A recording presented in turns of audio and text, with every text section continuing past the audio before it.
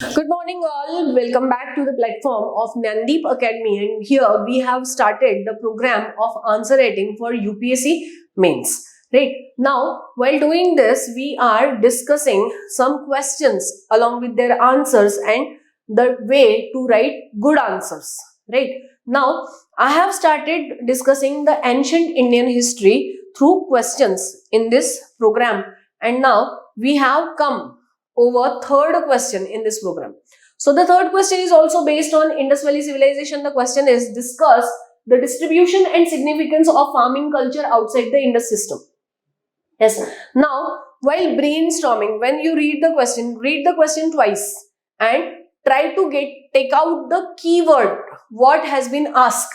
Your focus of answer shall be on keyword. So when you will be reading the question, you will be able to understand that distribution and significance of farming culture has been asked, but not of Indus Valley civilization. It has been asked that outside the Indus Valley civilization. Outside the Indus Valley civilization, there were some Zoom agriculture, some cultures were there, some Neolithic cultures were there. So these cultures, we have to discuss about these cultures. Yes, so while brainstorming, what shall be your focus? You have to identify, you have to recognize those cultures which were simultaneously existed along with Indus Valley civilization. Civilization and cultures are different things. Yes, civilization means what? Stable economy, export oriented developed economy, stable cities, developed cities, civilized people. Then their art and culture, their society, their religious beliefs have been developed. The people have come out of their hunter-gatherer nomadic stage. They have stable agriculture. They settled there for permanent. This is known as civilization. Yes, and culture means what? Culture means the people are still in the nomadic stage. They are gatherer, they are hunter. The culture is small in form. No, their economy is not stable. Their agriculture is just for sustained agriculture, like for their daily needs. They cultivate the crops, right? So this is what? Culture. Now we have to discuss the cultures at the time of civilization. So first of all, we have to discuss the duration of Indus Valley civilization to recognize the cultures outside Indus Valley civilization. Yes or no? Yes, right? So basically, duration, we have to give brief about Indus Valley civilization, and while giving the brief about Indus Valley civilization, the focus shall be on the duration. So what was the duration of Indus Valley civilization? It was 3300 BCE to 1700 BCE. There are three stages of Indus Valley civilization: the emerging stage, the mature phase, and the decline phase. Right? And here 3300 to 2700 was emerging phase, 2700 to 1900 BCE was mature phase, and 1900 to 1700 was decline phase. Yes, you need not write these phases in this answer, but you have to know this at least. Yes, then the cultural developments at this time, the same time, some cultural developments were existed there. Where? At the west and center of India. Western side and center side of India, some cultures were existed there, right? And in Krishna Tungabhadra settlement of southern India. So the stretch of cultures, the expansion of cultures could be seen in those area, right? And now we have to throw the light on development of agriculture in Mesolithic period. So Mesolithic age is the age where we found the evidences of cultivation or agriculture. 8000 BC. Right? 8000 BC is the period when we see the development of agriculture. We found the evidences of agriculture. Yes, and now while discussing this, in main body, you have to introduce the cultures that were existed at the time of Indus Valley civilization simultaneously. In Kashmir, yes, in Kashmir on the river Chenab, Manda, there were some cultures along with Indus Valley civilization, right? Or Zorwe culture of Maharashtra. Zorwe culture of Maharashtra was longest sustained culture till 700 BCE. It has been sustained on the river of on the bank of river Pravara. On the bank of river Pravara. Daimabad, Inamgaon, Chandoli, these were the sites. These were the sites we could find. Then Savalda culture.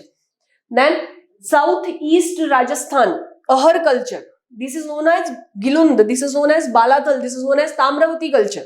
Because Khetri was the copper, basically we have found the copper ore there in Khetri. Yes, then South India, 2900 to 1000 BCE, southern Neolithic culture could be seen, right? So, about these all, we have to write at least two lines. Yes, and how was the society in this culture? So, the society was nomadic. Society was hunter, gatherer, nomadic society. Yes, agriculture was not settled, not permanent. Agriculture was zoom agriculture. So shifting agriculture was practiced at this time. Agriculture could not be in surplus position. Surplus agriculture was not experienced. Yes, then these societies used to do what? These societies used to help, or these societies used to provide raw material for Indus Valley civilization. Yes, for their export or for their sustain or for their society. Whatever raw material was required, labors were required, it was provided by these existing cultures. Yes, and significance of farming culture outside the Indus Valley civilization was what? Providing raw material, providing the goods that was needed for export oriented economy. For example, timber for shipbuilding factory or industry. Yes, then what will be the conclusion out of it? Conclusion will be state the interaction between the three phases of Indus Valley civilization. Three phases means what? The emergence phase. Now, all the cultures were existing simultaneously, but only Indus Valley civilization people could grow as civilization. Culture to civilization was the process of growing, right?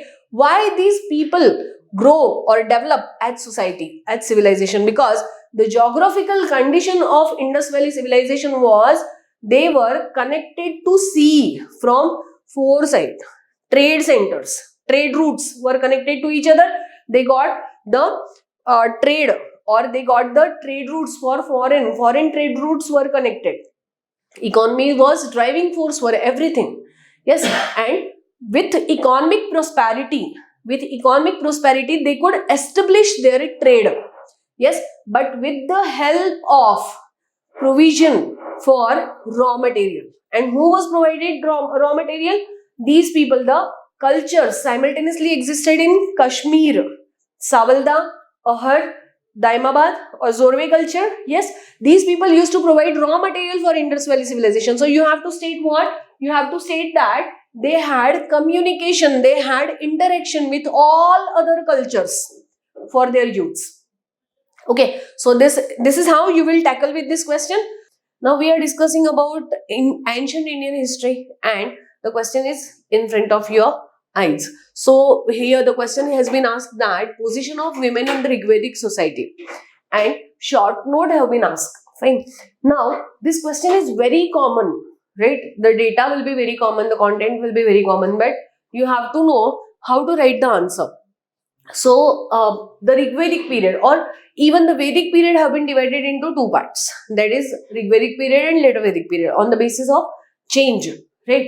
So now here I started the answer with the context of question only, that position of women in Rigvedic society, right? So here I have started that the status of women refers to her position in social structure, privileges, rights and duties. It refers to her rights and duties in family and social life. The status of women is generally measured in the comparative amount of prestige and respect accorded to her with that of a man. Means we are taking the base of say role of man, political status of man, economic or social status of man, and then we are comparing the position of women in this answer. Now Vedic literature are the most important source of information. because whatever we will be getting the information, we will get the knowledge, we are getting it from Vedic literature, so we are giving the base also to the information. Fine. Now this has become your introduction. Now many students can start it in other way, right? Introduction can be written in volatile way. 6 types of introduction are there, right? And now definition base, or even irony base, factual database, history base, or quote base, statement base. These are the introduction type, right? So this is just a factual database information, and we have started the introduction on the context of its question only. Fine. Now while coming in main body will be about position of women in Vedic era, right? Now Rigvedic era was the golden period for women. It is considered as golden period for women, right? Now the rights of women at that period were very high. Like they used to enjoy the right to education, right to say participate in the political organization of society like Sabha, Samiti and Vidatha, right? Women had respectable position in the society. Social evils like child marriage, sati system, or even say witch hunting was not there, right? Witch hunting was not program of India, although, but still it was not there, right? Even the girls used to be married only after achieving the age of puberty, right? At least 14 years was the age for, at least 14 years was the age of women for marriage. The age was fixed, right? Then Niyog tradition was there. Now what is this Niyog tradition? Niyog tradition means if a woman lost her husband in early age, right, for some reason, right, her husband died, then she could marry to the brother-in-law, the younger brother of her husband, in say to have son, or in order to give a birth to son. Okay, this is known as Niyog Pratha. This is known as Niyog Pratha. Then there was evidence for polygamy and monogamy also. So polygamy and monogamy both used to be practiced, but monogamy was most dignified practice in the society. Then women used to enjoy the right of education. Right to education was there. And example are Vishwavara, Ghosha, Apala, Lopamudra, Sikta were some examples who have contributed their say knowledge in terms of shloka or hymns in Veda. Fine. So these are the importance of women's position. Even there were some Amaju. Amaju means what? Amaju means the people or the women that have decided, or those women that decided to remain unmarried till life are known as Amaju. So basically women used to enjoy the decision making right also. Their life was free, their life was completely owned by them, and they could enjoy the freedom till life, right? So basically this is what position of women. And how would you conclude the answer? You can conclude it like the status of women in Indian society has been changed since era, right, or since ages. Now also we can trace the evidences of changing society for women in present scenario, right? You can conclude like this, or you can conclude in your own way also. So this is what your answer, right?